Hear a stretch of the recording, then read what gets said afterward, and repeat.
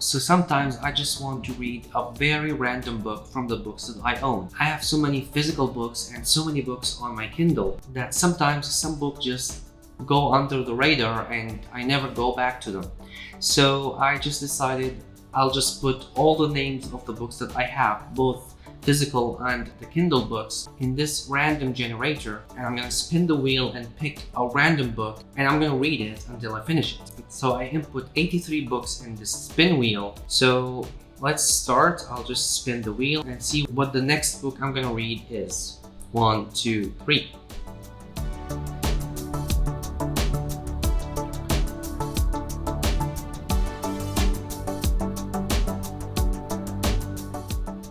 Okay, A Fine Balance.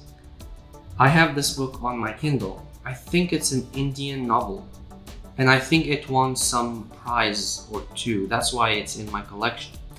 So, okay, it's a fine choice, I think. So I'm gonna start reading this book. So the story is set in 1975 India, and in this story we follow the lives of 4 people who end up living together in the same apartment. Each person has his own dreams and aspirations and a very sad history. So I started Fine Balance on my Kindle and I'm enjoying it so far. I reached about 20% and it's such a heavy book. It's so sad at some parts. It deals with so many serious themes like poverty, caste differences, and so many heavy subjects.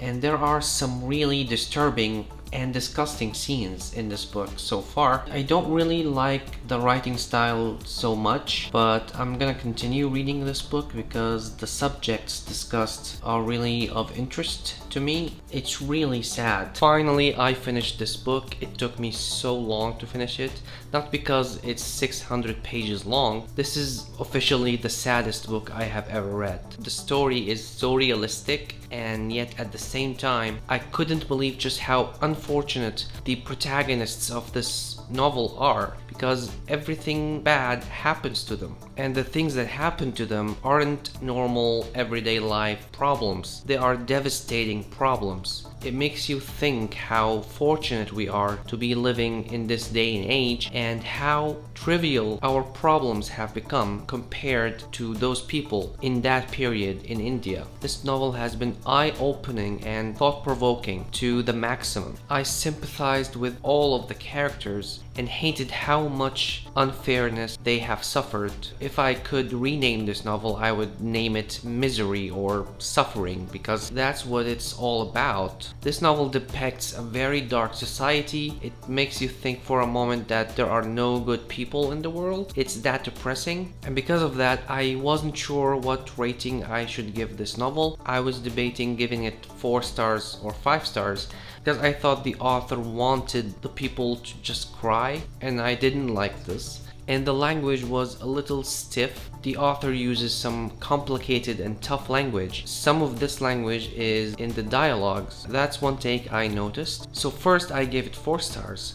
But then, after finishing it, like a couple of days later, I noticed that I kept thinking about this book. It was constantly on my mind, especially the ending. I was thinking non-stop about this, and because of that I changed my rating to 5 stars, just because this novel moved me and made me think way more than other books that I have read before. Turns out this novel was shortlisted for the Booker Prize in 1995, and it was chosen in Oprah's book club in 1996. It certainly deserves to be read, and now I'm ready to choose the next book of this video. Welcome back. Now I'm gonna choose the next book that I'm gonna read completely randomly using this wheel, and so I have input all of the books that I have. I currently have 89 books. I'm gonna start by spinning the wheel and see which book I'm gonna read. I hope it's gonna be a lighter book than A Fine Balance. We'll see. Okay, I have been wanting to read this book for a very long time. I'm really excited to read it. I heard very good things about it and very weird things about it. This is the copy that I currently own. It's a weird cover, and I heard that it's a weird story. I'm really excited to start reading this one. So in this book, we just follow a woman who is tired of her existence and she wants to take a break by sleeping for an entire year. Of course, she wants to achieve that by heavy use of drugs. So I just finished reading this book. It's my year of rest and relaxation, and I didn't really like the experience of reading this book. It really made me uncomfortable, and I really hated the main character. She was insufferable the whole time, and I believe this is intentional. This main character is a rich young woman, very pretty, and she has basically everything, but she is tired of everything. And I kept reading to know why she's acting and behaving like this. Why is she hating her life? Why doesn't she want to exist? Okay, I get it, she has trauma in her life, and we explore this very slowly throughout the book, but it wasn't convincing to take such drastic steps and using drugs very heavily and irresponsibly in this manner just to numb her senses and sleep for an entire year. And I don't think anybody will like this character. There are really strong content warnings regarding drugs, of course. On the other hand, I really liked the other main character in the book, although slightly less mentioned, her friend Riva.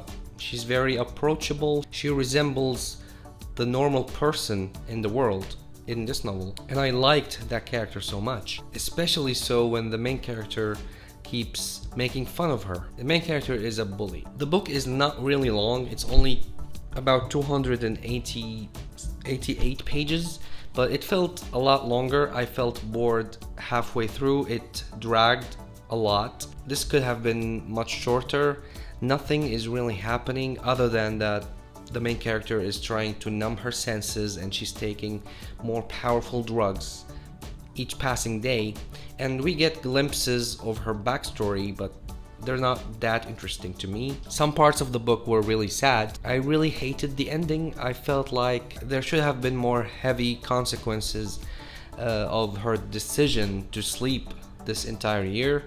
That didn't happen, but overall I gave this book 3 stars, and right now I'm gonna go and randomly choose the next book of this video.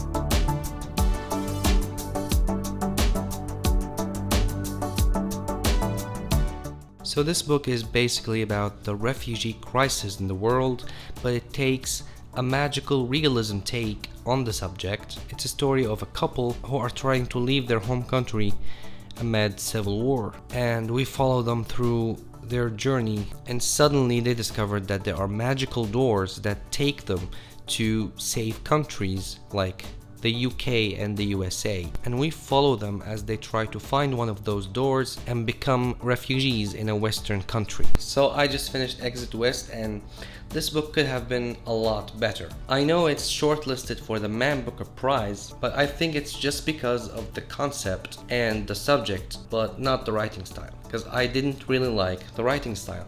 I felt like it was so bland and so boring, and there is nothing interesting in the prose or anything else. But thank God it's a short book. Even the pages there are big margins in this book. It doesn't really have much to say. I really liked the concept of the magical doors. I didn't really like the execution of it. The first third of the book, when the main characters are still in their home country, the book was interesting. It really made us feel like we are in this country with them. Descriptions of chaos and civil war were accurate, but when these two people become refugees, the book really fell. The book really got boring. I didn't like the main characters, and it's a love story and not a love story at the same time.